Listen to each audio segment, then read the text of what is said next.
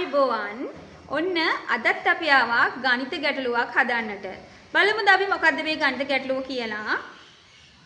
ඔන්න පුතේ ගණකයක් තියෙනවා. මෙන්න මේ ගණකය ගැන තමයි මේ විස්තරය තියෙන්නේ.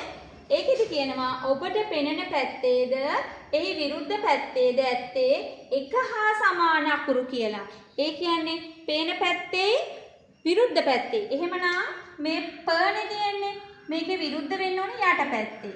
එහෙනම් යට තියෙන්න ඕනේ ප. මේ රනේ තියෙන්නේ එහෙනම් මේකට විරුද්ධ පැත්ත තියෙන්න ඕනේ ර.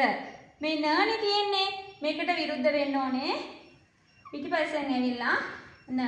දැන් මේක මෙහෙම ගැහුවට අපිට තේරෙන්නේ නැහනේ, පැහැදිලි නැහනේ. හැබැයි ඔබට මම කියපු දේ මම හිතනවා තේරුණා කියලා. මෙන්න මෙහෙම අපිට ලේසියෙන් හොයාගන්න පුළුවන් පුතේ එකක් හැර එකක් තමයි එන්නේ. එතකොට තමයි අපිට විරුද්ධ පැත්ත හම්බ වෙන්නේ. බලමු අපි පළවෙනි උත්තරයට යනවා. මේ බලන්නකෝ. දැන් එක ළඟ ර තියෙනවා. ර. එහෙනම් එන්න බෑනේ. විරුද්ධ වෙන්න බෑ. මේ බලන්න. මේ මෙහෙම තියෙනවා. එතකොටත් ගැටලුවක්. මෙහෙම තියෙද්දිත් ගැටලුවක්. ඒ නිසා අපිට මේ උත්තරයට යන්න බෑ. අපි යනවා දෙවෙනි උත්තරයට. මේකෙදි බලමු. ඔන්න ප ර න. ඔන්න බලන්නකෝ. එකක් තියෙනවා. මේක හැර ඒකමයි.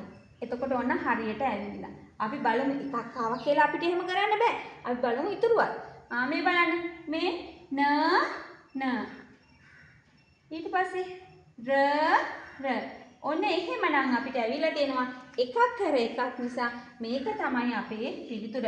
නමුත් අපි මේකත් චුට්ටක් බලනවා නේද? බලමු එක. එක ළඟ න තියෙනවා. එහෙනම් අපිට ඒක එතනින්ම තේරෙනවා ඒක වැරදි කියලා. එහෙමනම් දුවේ පුතේ මේ හරිම ලේසි.